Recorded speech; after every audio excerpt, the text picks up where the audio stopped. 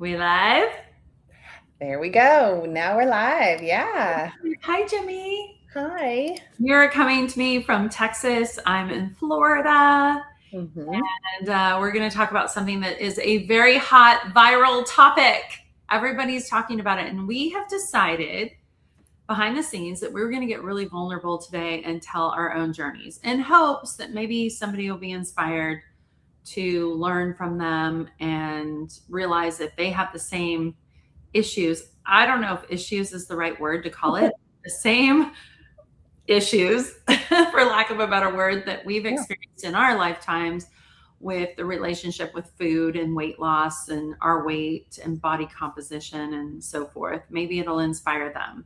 So I think it's a great topic. It's definitely seems like one that gets a lot of attention. So today we are doing weight loss versus body composition and what we're focused on. And I thought I might let you tell your story first, Okay. and then I might throw out some questions or statements that we hear of a lot of time, like skinny doesn't automatically mean healthy, Hmm. that kind of thing. So Yeah. does that sound good?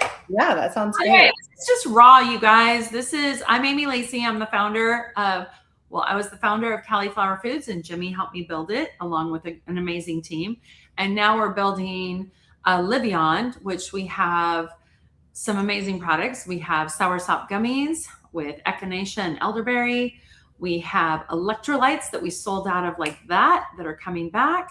And we have the most amazing 4-step skincare line that's just off the charts. Jimmy is an esthetician. That's how I met her. She used to do my eyelashes because I have friends, couldn't wear mascara, did lashes. Incredible person, incredible work ethic, but has a history with food. And so we're just going to be raw and vulnerable. And I hope it helps somebody today because that's what our hearts are both to serve people. And we like to serve the person we once were, I Mhm. think. So you have the floor to tell us your story. Okay. Well, I'm not even sure where to start. I guess, you know, growing up, we didn't have a lot of money, and my dad's a pastor, and he's a retired pastor. And we were actually just talking the other day. He came to visit me, and we were just talking about how much money he made, and my kids were just shocked. I was like, I know. And I know back then it all is different with inflation and everything, but we were poor. I mean, we were poor, poor, poor. And so, I just lived on like top ramen and macaroni and cheese, basically. That's so funny because my mom was a single mom and I just remember KFC drive through all Right. the time and Yeah. McDonald's. Oh, And yeah. my kids wouldn't even eat McDonald's. I'd take them there and they'd be like, no, the Golden Arches are bad for you. Anyways, what a Oh my God. change. Yeah, yeah. So, I mean, that was just sort of, I mean, my mom worked at the church and she was really busy. She was a choir director. She taught piano. She was just incredible and very, very busy. And so we did eat dinner around the table sometimes, but usually it was like grab and go. It was every man for himself. We were all just kind of like running different directions. And it, healthy eating just wasn't prioritized in our family, but it was just kind of an afterthought. So anyway, I ultimately ended up becoming severely obese. And my mom passed away from breast cancer, and I medicated myself with food. I actually lived at the McDonald's drive-through during that time, and drank. Yeah. Guys, I wish we could throw a picture up. You'd be shocked. Yeah. Yeah, it was a different time in my life. But yeah, that's how I medicated myself. It was like socially acceptable in church to medicate yourself by overeating versus, if drinking was a sin, smoking was a sin, all these other, and when I was growing up, even going to the movies was a sin, funny enough. Funny.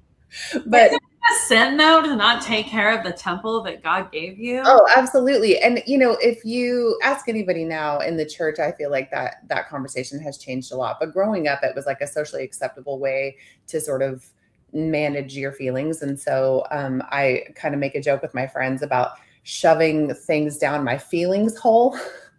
So just eating because I was just trying to like medicate myself basically with food. And so when my mom passed away, that's just one of the things that I went to, is just overeating. And then I was also taking antidepressants at the time.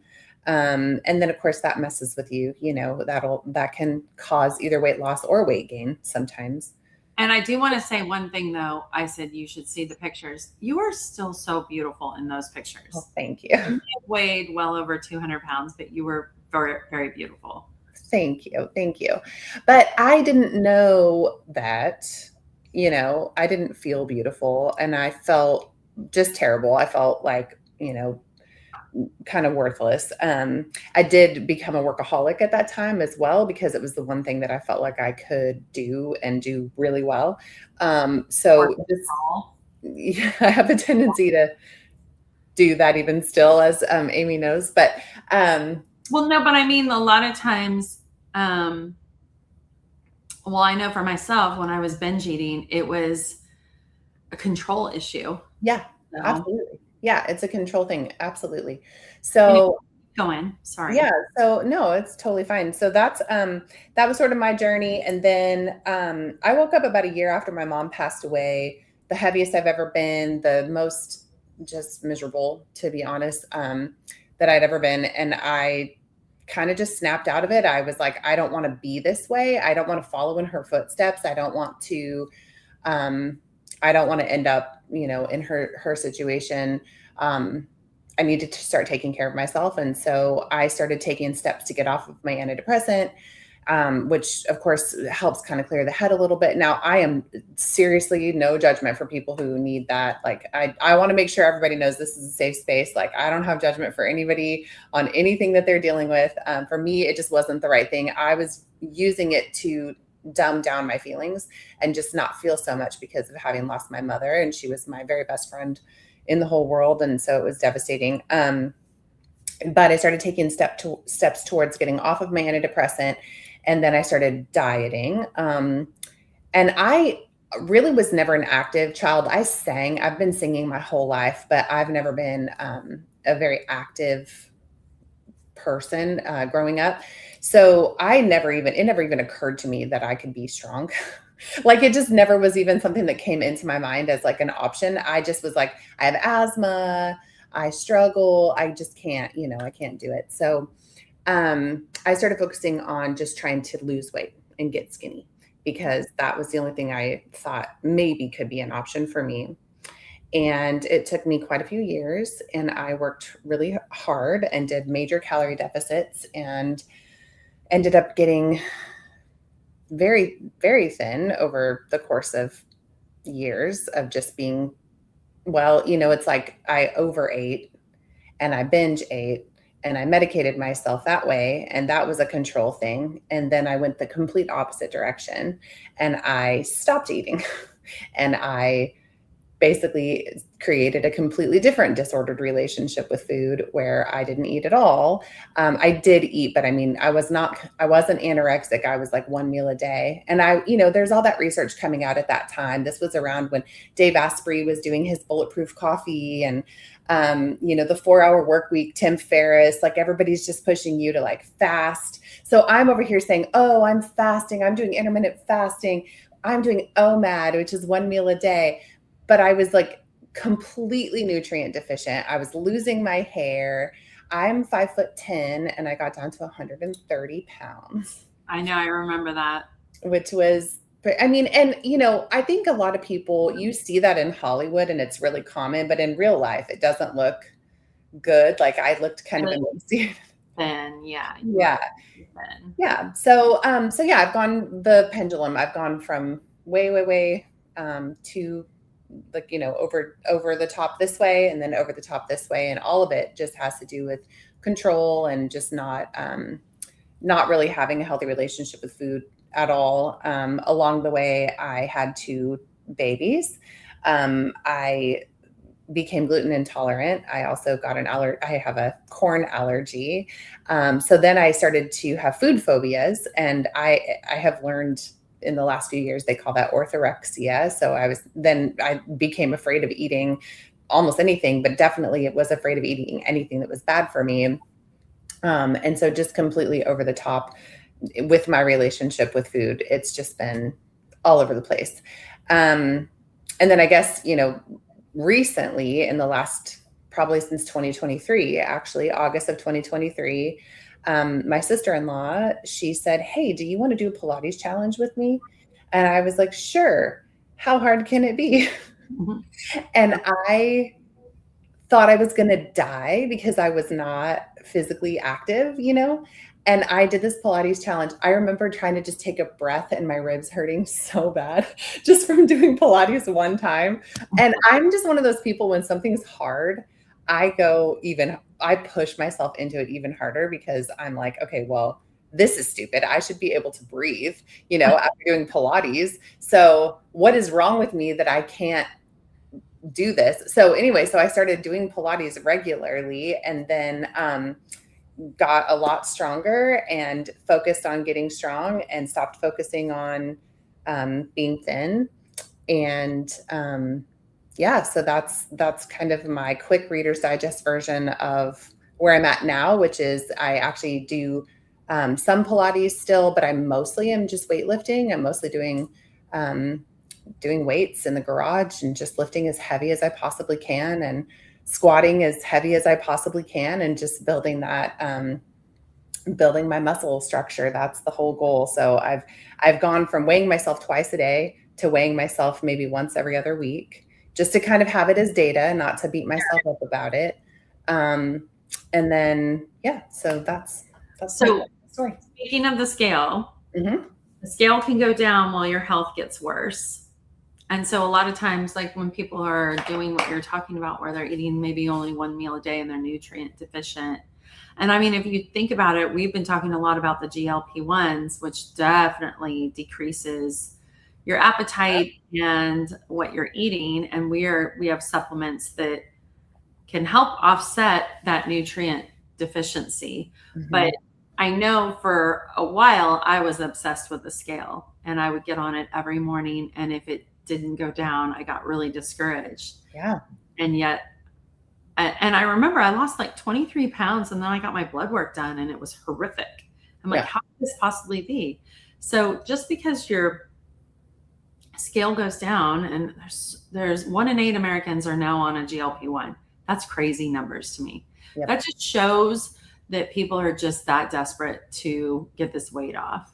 Well, get weight off, but also, it's really trendy now to be uber skinny again. It's Is like, oh yeah, it's becoming this whole, I mean, look at Hollywood. trendy again? Oh gosh, it's disgusting. Where am I? Well, it's the, Nasty mean. what's that? Oh, somebody, yeah. Yeah, we got somebody being mean to us on Oh, that's okay. That's, we can handle it. Bring it on. that's Whatever. fine. But no, seriously, Kate Moss era is back. I did not know that. Yeah. I'm It's not becoming, paying attention enough. you sort of have like, because I follow a lot of people who are big into like weightlifting now, because I'm actually trying to like learn how to do an RDL the right way and like learn how to lift weights properly. Wait, what's RDL? That's the Romanian deadlift. Oh yeah, RDL. Okay.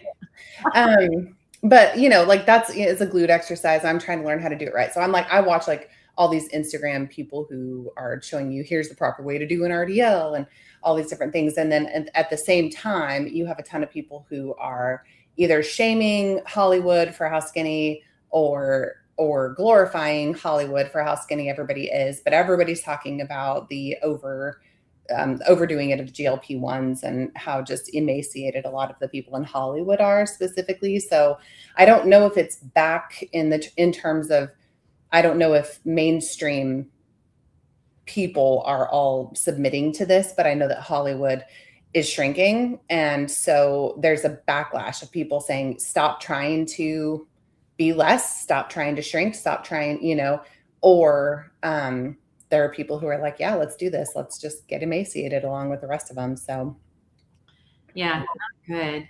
All right, I'm going to throw some things at you. Well, first of all, I'll just quickly tell my story. And this person up in smoke, you should just go off and do your thing. Like, get off our channel here because think smoking is terrible personally, but whatever. But anyways, binge eating, binge shopping.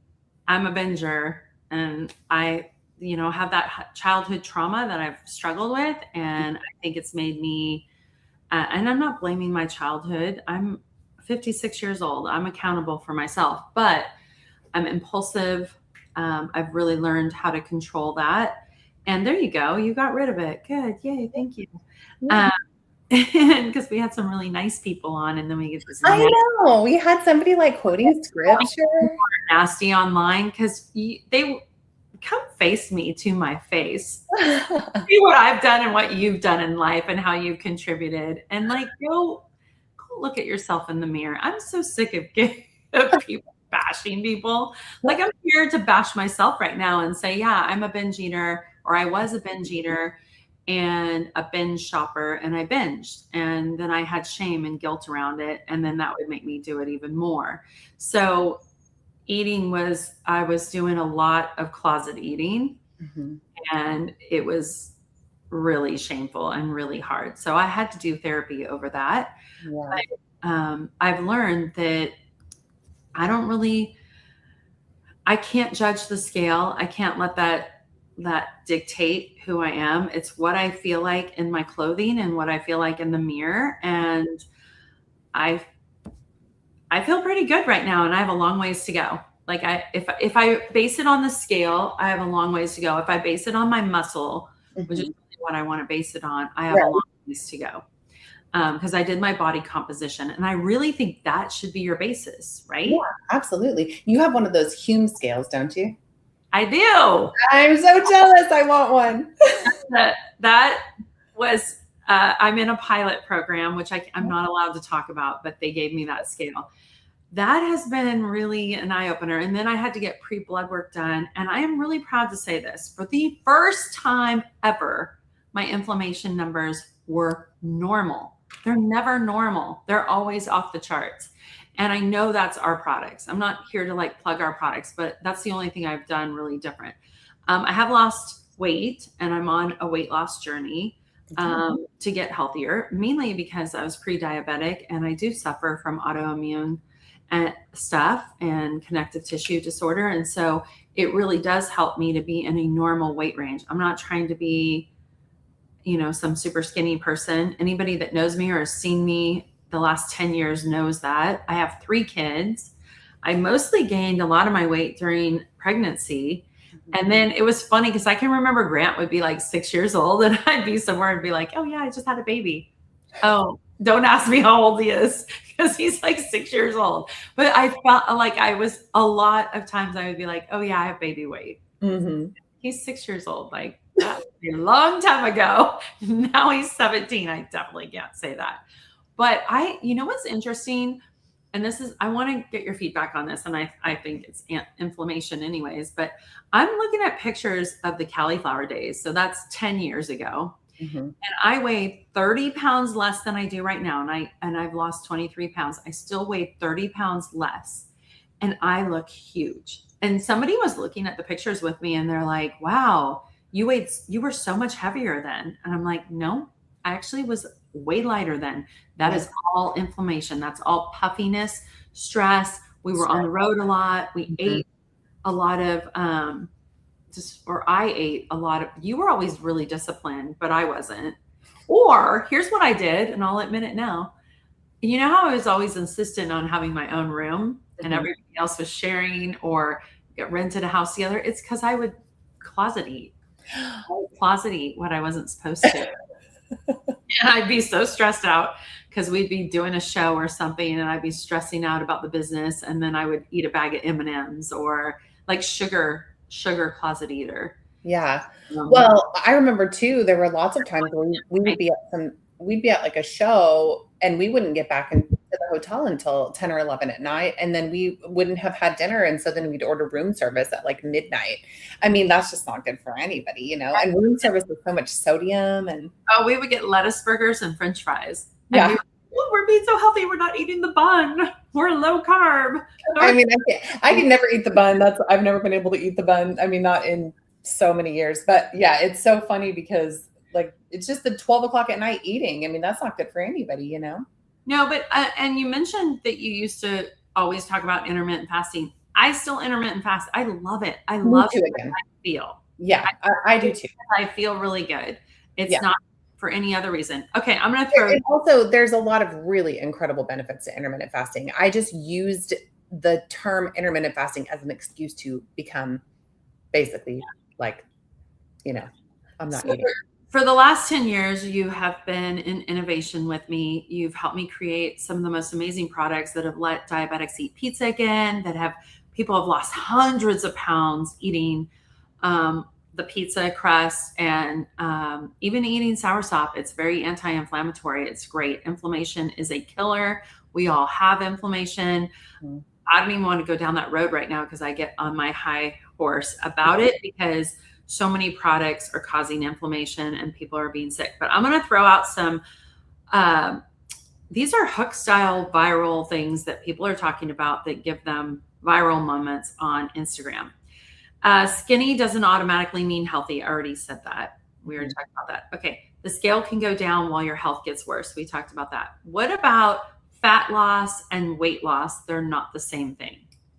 Yeah. Well, I mean, okay. So, as an example, now that I'm lifting weights, I actually gained weight initially because I was lifting weights, you know? And so, but then while I'm sitting here resting, even though I'm, you know, I'm just like talking to you because I have more muscle mass, I'm actually burning more calories at resting than I used to because I have more muscle mass. So I think a lot of people are just hooked on what the scale says and they almost even abuse themselves verbally and mentally based off of what's happening on the scale instead of recognizing, and especially with women because of our hormones and everything. I mean, we can gain 5 pounds in a matter of just a couple of days, just purely based off of if I started my cycle or not, you know, and then bloating and all of that. So, I mean, I definitely think that it's not the same. And being worried about losing weight constantly. I mean, I think there's also just Can make you gain weight. yeah. Sorry, but it releases cortisol. Again, just worrying about losing weight can make you gain weight. Yeah. Or not getting enough sleep. If I don't get enough sleep and then I will get on a scale, be 3 pounds heavier, and the next night I'll get a full night's sleep and it's gone. Mhm. Crazy. Yeah. Anyways, Yeah. You keep going. No, I was just thinking about, you know, my mom's generation was obsessed. I mean, it was like the 70s, everybody was really thin. And then, you know, they all grew, I'm talking about like kind of baby boomer generation, you know, they came through the 80s and the 90s, and then a lot of them just let themselves go. And then, you know, my mom passed away, so she didn't make it to this part of the conversation, but like a lot of my friends' moms are still kind of obsessed with being skinny. And we're talking about women in their 70s. And I'm like, you guys, I'm, you know, over here trying to encourage them because I'm thinking about what I want to be like when I'm in my 70s. And I'm like, I want to be able to open a pickle jar by myself. What if I don't have a husband and I need to be able to open a pickle jar? Or I want to walk without worrying about falling. Or run up the stairs to chase my grandkids. Or my goals have changed so much. And I think that there's still this old, like, you know, maybe old school way of thinking that says like, I need to be a certain size, or I need to look a certain way, or I need to, you know, hit some sort of metric that's expected of me. And I'm over here just thinking, my goals have changed so much just based off of living life. Like I have aches and pains at 46 that I didn't have at 36. I can't imagine if I wasn't lifting weights and working out. And I mean, I have asthma and I can run up my stairs and not even be winded. And remember when we hiked that mountain up in Tahoe? Yeah. I was like not even winded. I mean, and I'm used to East Texas now, you know, and I'm over here like, this is crazy. This is because I've been working out, you know? Wow, it was like a 4 or 5 hour round trip hike. It was so It's pretty intense. It was straight. It was beautiful. We did a good job. Beautiful. I thought we were going on like a nature walk. I wore my Prada tennis shoes. I'm like, oh, we're going on a nature walk. No, we're going We didn't even bring water. You're the only one who had water. We didn't bring water. Like, it was not a nature hike. It was a hike. But we did really well with it because we had both been working out. All right. So you don't want to just lose weight. You want to change your body composition. We talked about that. So I think it's really important to get that done. And you can get that done in a lot of places, but definitely do that. Look at your whole body. The muscle is the real anti-aging secret that everybody's talking about. It feels like it lately. Yeah. So you told me before we even got on here, you're like, yeah, I'm just happy. I'm lifting really heavy weights. And a lot of women are worried about bulking up. I know when Jim was having me do weights, I was like, dude, I don't want to do that heavy because I'm afraid I'm going to get all bulky. And I think I need to lose my fat first before I build the muscle under it. Yeah. What are your thoughts on that? No, I mean, I think you will lose fat as you're building muscle if you focus. I mean, I did hire a trainer for about 4 months to help me. I feel like you're an expert. Like, you do so much research. You listen to so many podcasts. You hire trainers. You're like an expert in gluten-free, grain-free, lifting weights, skincare. Like, you truly are. And also, just by the way, I'm a makeup artist, which is why I have so much makeup on. the smoker Jack. I won't say the bad word because somebody else on here said your language is your whatever. Yeah, they were quoting scripture, which is nice. I like scripture. Yeah, do not let any unwholesome talk come out of your mouths. And then we get this really bad person. It was, it actually, this is kind of funny. It actually reminds me, back when I was really heavy, I used to like play with my makeup. I have been an esthetician for 20 years. So I've been through all of the things. And before I was an esthetician, I actually ran a laser clinic and did laser hair removal and IPL facials and all of that, and have been doing makeup almost exclusively using Jane Iredale mineral makeup since about 2001. And I remember just kind of through the early 2000s, there was this girl who was a little bit mean to me in high school. And I would post a picture of myself, like having tried like a new makeup thing, like just like, here's this new thing I just tried as a makeup artist, like, yeah. And she would be like sidebar talking smack about me to a friend of mine to be like, why does Jimmy always have so much makeup on? And I just thought it was so funny because I'm like, it's literally my job. It's actually my industry. So if you could maybe just be a little bit nicer, that'd be great. It's just funny. It just totally reminded me of that. I was just thinking like this person is definitely like the mean girl in high school, like. So lifting weight, like going back, so lifting heavier weights is so much better because, like you said, you're burning muscle all the time, and you're or building muscle all the time, and you're burning fat because your metabolism, right? It's changing your metabolism. Yeah, it's absolutely. So when I hired my trainer, the very first thing that he did with me was basically reverse diet. So I actually had to up my calories because I had been in a calorie deficit for so many years that my body was getting to a point where it didn't know what to do with calories. And so no matter if I was eating 1,300 calories a day, I would gain weight because that was technically considered an increase based off of the deficit that I had been in for so many years. So he basically bumped me up to 1,750 calories right away. Wow. And I thought I was going to die. I was like, I cannot eat this much food. But he had me eating before I worked out. He had me eating 3 meals a day. He had me eating a snack. It was all balanced with macros, but it was basically like a reverse diet. And he said, the very first thing that we have to do is we have to teach your body what to do with food because you have been depleting it for so long. And he also said that because I went so many hours without eating, even though, again, I had convinced myself that that was good, my body didn't know what to do with the food when I ate it. Like my bile would overproduce and you could see it in my labs that my body, like every time I ate, I would get sick. And I was asking him about that. And I'm like, I'm eating all the right things. I'm still getting sick. And he was like, well, it's because your body doesn't know what to do. You've taught your body not to eat. 1,700 calories doesn't seem like that much though.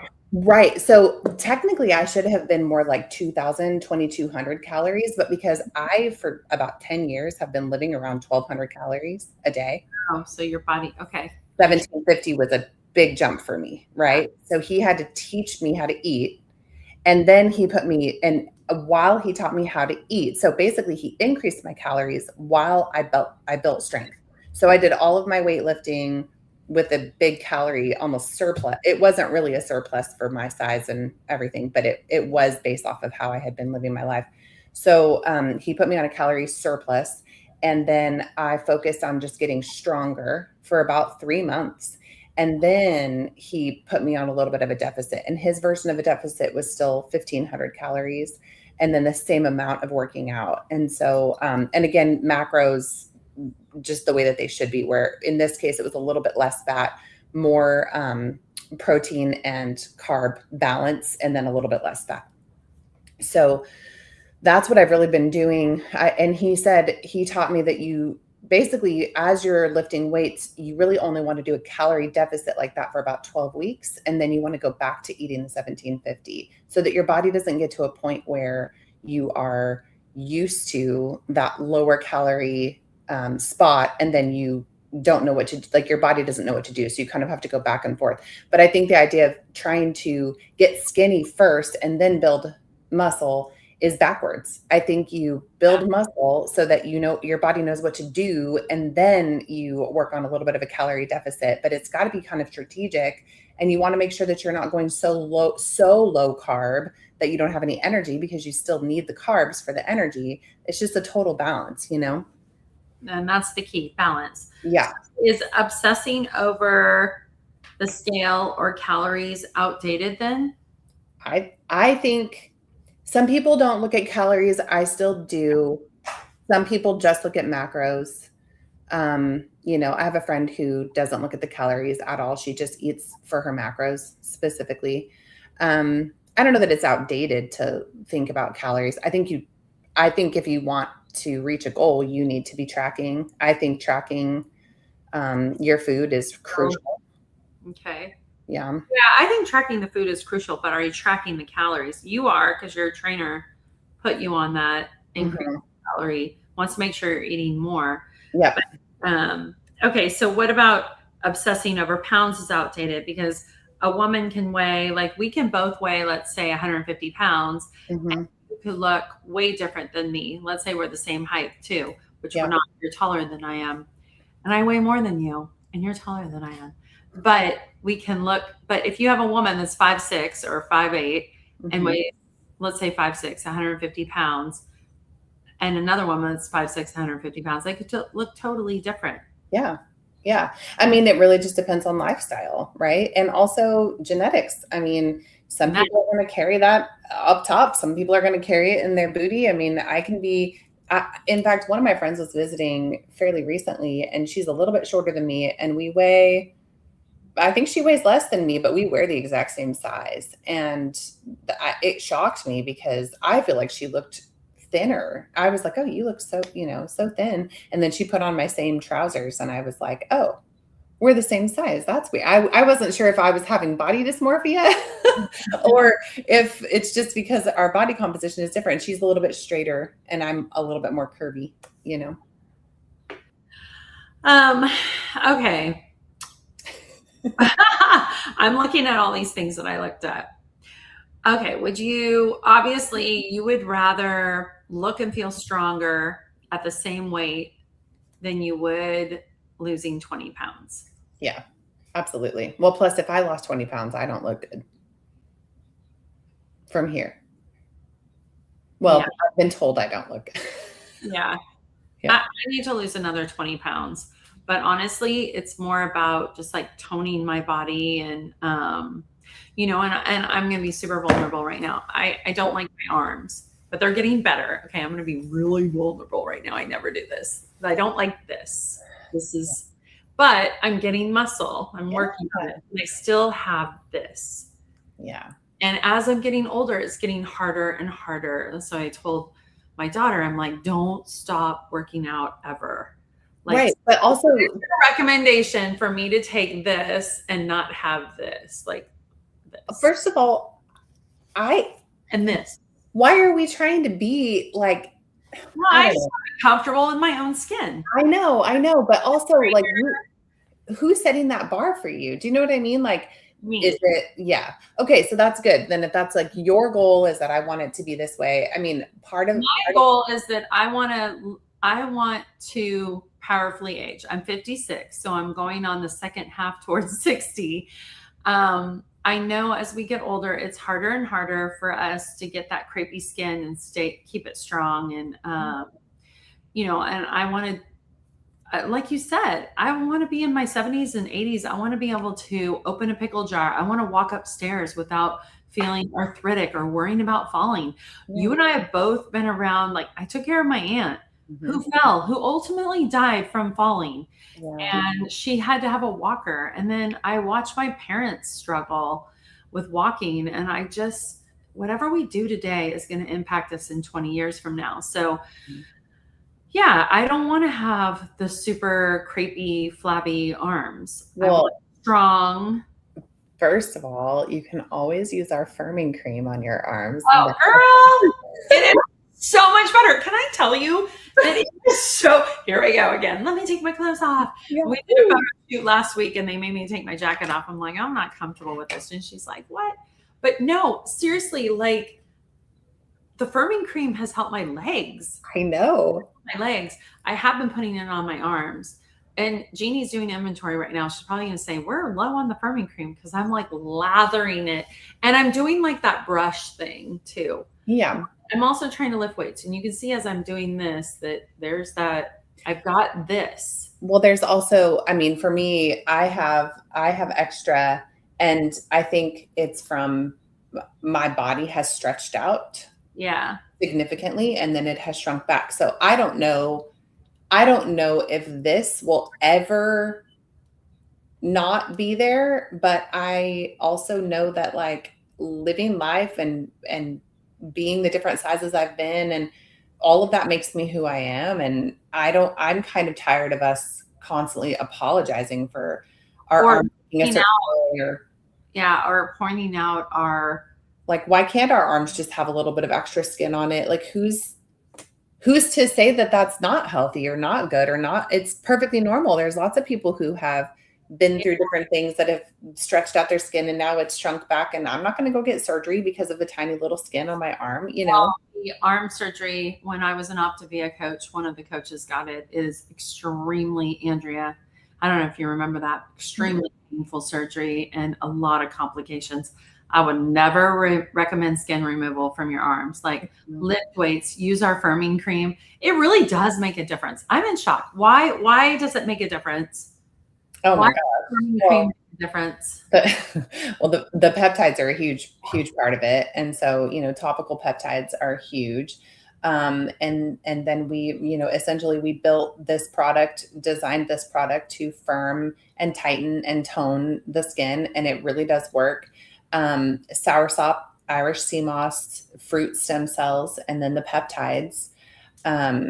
It's just a magic sauce, really. And I mean, the biggest thing is actually like soursop fruit and leaves, Irish sea moss, and then the fruit stem cells are our magic sauce. That's our foundation for every single product that we make.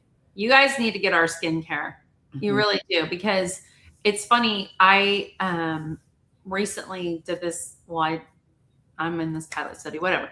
Anyways, I was around a bunch of people and we had to like guess our chronological ages. And I know people are trying to be nice, but I got 40s routinely. I'm like, I'm 56. And one person said maybe 51.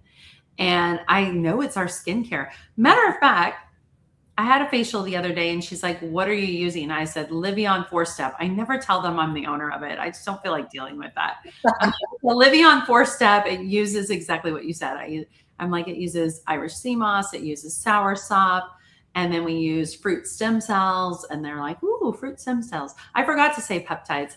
Anyways, she's like, well, it is working great for you. Like your skin looks amazing. It's not dehydrated. It's got firmness to it. She's like, are you doing any collagen? Like, what are you doing there? Of course, you and I are we're both doing collagen.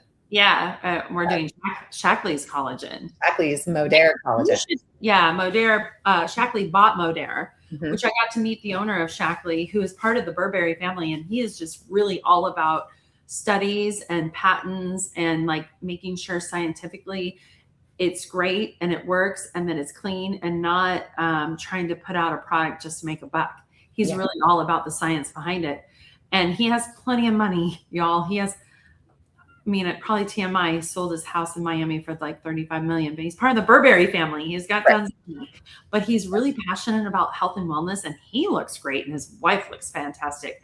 But tell us more about it because you've been using that product forever. And then Shaklee bought Modere. And so you're actually selling it along with our products, but it works really good together. And you and I, you got me on it. You got me taking the collagen. Yeah. Yeah. Well, and then they just launched that new one, the BioCell Life, which is incredible. It tastes so good. Yeah. And they have their own oral version of a GLP-1 called Firm that it tastes like chocolate. Which actually does curb your appetite. But yeah, the collagen is amazing. I think inside and out. Yeah. I've been using, well, so this is kind of interesting. I was using Modere, gosh, like I think I started using it in 2019. And I love their products. The collagen though, the trim, which is the specific one that is, you know, they push that one for like, if you want to get trim, like you take this. So, of course I was like all about trying to get skinny back then. But what was good and also bad for me was that it actually does, curb your appetite a little bit. And I didn't really need any excuses to not eat, you know, I was like, oh, this is bad. But yeah, so it's really good for joint health. It's an award-winning patent like blend of collagen, and it's just like incredible. But what's interesting about it is it used to curb my appetite, and I just like wouldn't be hungry, so I just wouldn't eat. I would like be like, oh, I'm just intermittent fasting like all day because the trim is making me not hungry. But what's great is as we're, you know, again, as we're aging, we really need that joint, our joints. It's almost like I think about collagen as sort of like it's like lubing up our joints, you know, making it so that they don't like snap and crackle and pop. And I hear a lot of ladies in their 50s talk about their joints and how sore their joints are as they're getting older. And I don't have that problem. With that at 56, by the way, my joints don't hurt, and I should with autoimmune. Yeah. The connective tissue disorder and lupus, my joints should hurt like they used to, and they don't. I used to get like random sharp pains, and I'd be like, oh, it feels like I hit my elbow. You know that feeling? Yep. Random, and it would happen in my legs a lot, and I don't get that anymore. I haven't had problems with my joints, but I've also I took a break for about a year when Modere was going through their transition because I wasn't sure what was going on. And then I've started taking it again, and I immediately can see a difference and feel a difference. I just love it so much. So definitely highly recommend Shaklee / Modere collagen. I do the liquid BioCell and the trim because I do both. Yeah, I take them both at the same time. I just started doing that because of you and also because of a couple other women. Like Emily Ford, she's pregnant right now, but she looks amazing. Sarah Robbins, I just feel like they're a great inspiration, and they're part of Shaklee. So I've been ordering it. Where can they get it from you? I can put a link in, but it's and then we got to get our skincare, Livion.com. Oh my gosh, yeah, we'll put all the links for sure. The esthetician that gave me the facial works for a doctor. She's like one of those estheticians. Not at a spa, but at a Medi Spa. Medi Spa, yeah. And she was like, wow, your skin is looking so great. And she's like, it really is. So it's just us. That's all I've been using for the last, I don't know, year and a half. Yeah. Long time. Yeah. It's really great. I mean, and the thing is like, I think we've talked about it in a past episode where, you know, with weight loss that can cause, you know, extreme, like they call it Ozempic face now, but it's not even necessarily Ozempic face. It's literally just like when you're in a calorie deficit, your body needs a minute to catch up to all of that. And so our skincare line absolutely can help with Ozempic face. We'll just call it that, but with like the sagging skin as you lose weight quickly. I think I told you. you get this too. And it's working so good on mine. I'm doing nothing here except for that. Anyways, go on. No, I know. Yeah, no, I mean, I feel like when anybody loses weight quickly, it takes a minute for the skin to catch up. And some people are mean and nasty about that to others. Like, I don't understand why people have opinions about other people and how they look. And I just think it's silly. I think you can look in the mirror, live your best life and do you, boo, you know, but cheer other women on. Men need to be less critical of women and the way they look. And women need to be less critical of women. I mean, I follow that. I can't remember what her name is, but I follow this girl. She's like a body positivity girl on Instagram. And she just recently posted, I don't even know why this just came up into my brain, but I'm going to share it. She recently posted like side by sides of women who are aging naturally and women who are using fillers and Botox and things, or even plastic surgery. And the comments about both women, she's ugly. She has let herself go. She's too plastic. She's too skinny. She's too fat. She's too this. She's, like Pamela Anderson not wearing makeup anymore. And everybody's being so critical of her for not wearing makeup, whilst somebody her same exact age who like has too much makeup on. So it's like this interesting, like side by side, everybody just has something to Can we say. just all cheer each other on? And if we find something that works, can we share it and be authentic and like just cheer each other on? And there's so much. I know. Life is so hard already without us being mean to each other. Can we just be cheerleaders for each other and help each other? And if we have something amazing that works, share it.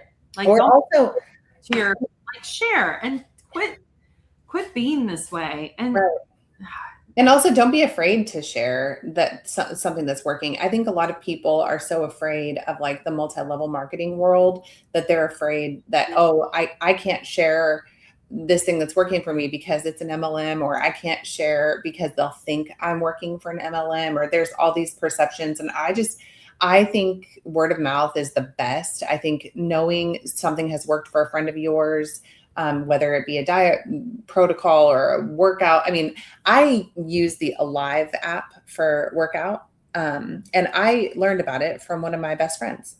I said, what are you doing for a guidance on strength training? Like just an app to kind of tell you what to do. And she goes, I use this app. It's called Alive, and you can do Pilates if you want, or you can do weightlifting if you want, or you can do whichever. And it's like $16 a month. But I learned about it from a friend because she wasn't afraid to share. Yeah. We all need to cheer each other on. Life is just hard. Yeah. In general, we need to be each other's cheerleaders and support each other. And I don't care what size you are or how much money you make. Gosh, that could be a whole nother podcast. Oh gosh. These people that are your friends when you're making millions, and then your business goes under and they won't even talk to you like you're not good enough for them. Well, that could be a whole nother conversation. But literally, we need to start cheering each other on at no matter what size, age, economic status. I'm sick of all of that, of the fake people in our world. There's a lot of them. Yeah. Yeah. A lot. Don't get me started on that one. I'm a cheerleader for anybody and everybody. It's true. You really are. I really do try not to judge. I was accused of being very judgmental recently by somebody. And I'm just like, gotta look at yourself in the mirror, because you're judging me that I'm judging, and I'm not judging you. Be a better person. I'm giving you a couple ideas of things that you've complained about. Like, hey, if somebody weighs 200 pounds and they're happy in their skin, who am I to judge that? Like, I'm not judging. Yeah. I had a friend, I went out to dinner with a friend a couple weeks ago, and she's a little bit older than me. So it's fun to hear kind of her perspective on things. And she's got grandbabies, and as we were talking, she goes, I don't give advice. I just don't. I don't give any advice. And I said, you don't give any advice to anybody? She goes, not even if they ask for it. She goes, because the reality is nobody actually wants your advice. I was like, that is very good advice. No advice is good advice. Well, but here's the thing, like, and she's probably right. And I know we got to wrap up. We have gone really long today. We've got to wrap up. This is such a hot topic, though. And we've been through it. Like, we've been friends and worked together for 10 years now. And Yeah. we've been through a lot of ups and downs and food and Thick and thin. thick and thin, literally.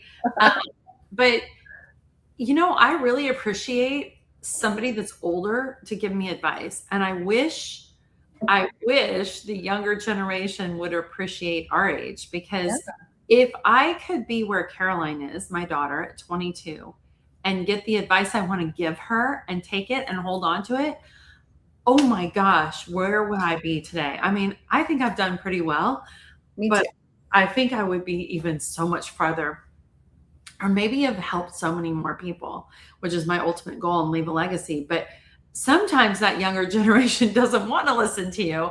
Hence the dinner table last night with Grant. But it's like, I want to hear the older people. Me too. I loved having my aunt around. I missed her terribly, and she passed away, but I loved getting her wisdom. Like, let's look it up. You've been through it, girl. And also, it's so good because I think maybe now I just realize, as I'm going through perimenopause and heading into like this next chapter of my life, it's so important to garner wisdom from people who are older than you, who've been through it, who, her comments about not giving, I can appreciate that, not giving advice where it's not really wanted, or, like her kids maybe are like, no, thank you. I don't want to hear, and I'm over here like, can you please tell me what to do? Because you look amazing, so.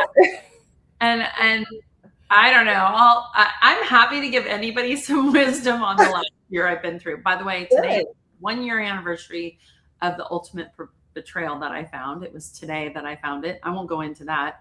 But the IRS just recently let us off the hook, and that was a huge deal. So if you're being audited by the IRS, you're going to gain weight because it's so stressful. Oh my God, but I love to help people and give my advice, especially if I know that it can truly help them. But I'm really interested in getting advice from older people that have been there and done that before. And I often say that in business, like, they're like, well, how'd you do that? How'd you do that? And I'm like, I'm happy to share it, but like, ask people for help, because they really want to help you. And especially if they've done that, been there, and they're an expert on it. We're going so far off topic right now, and we've got to wrap up.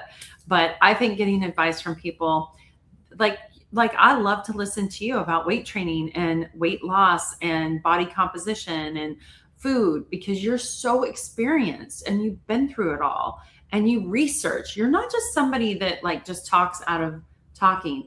You've like done your research, and then you've applied it to your life. You're the real deal. You talk and walk the walk. You walk the walk, you talk the talk, whatever it is, whatever that saying is, like, you're the real deal. So I think of you as an authority figure, and I listen to that. And you're younger than me. You're 10 years younger than me. But so it shouldn't just be the older people giving younger people advice. It's people who have walked the path, I guess, maybe. Yeah. So hopefully people will listen to this and maybe think twice about just weight loss, and think about lifting weight. Like, what is your advice? Top 3 things that somebody could do if they want to change their body composition. Well, the first thing I would do is cut gluten. I mean, I just both to do that. Yeah, it's so anymore, and there's just that's a whole nother episode. But that's the first thing I would do if you're trying to change your lifestyle, is just stop with the gluten. And then I would start lifting weights. I would just start really small, just lift what you can. Obviously you can't start lifting heavy right away. And I say I lift heavy. I lift heavy for me. I mean, I don't lift heavy compared to some of the people I watch on Instagram, but for me, it's heavy.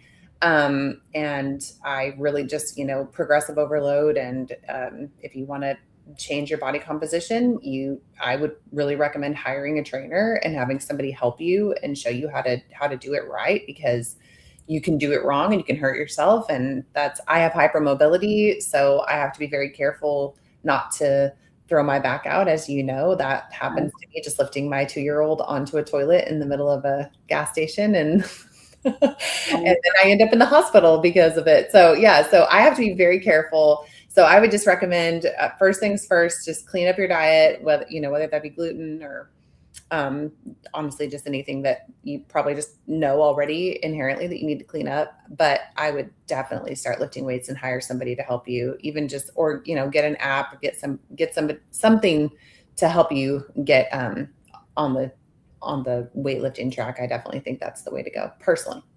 All right. Well, we got to wrap up, but Yeah. I will say we had a few people on here today. Yeah. And here's one from Emma who likes my necklace, I but see that. she said, y'all are wonderful. Jimmy, you're gorgeous. No. But she's got to go and she's going to, yeah.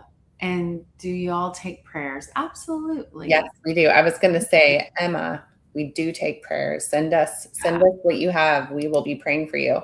Yeah. Okay. Good talk. A lot of follow up there that we could do. But yeah, put your collagen link in because it is amazing. Okay, I will add it. So you guys, with the issues that I have that I'm working on, you should have seen I should have a before and after. I do, but I should show it to you. Because I'm telling you, our cream has made a huge difference. That and all the other stuff we talked about, like lifting weights and all that. Yeah, it's been really fun.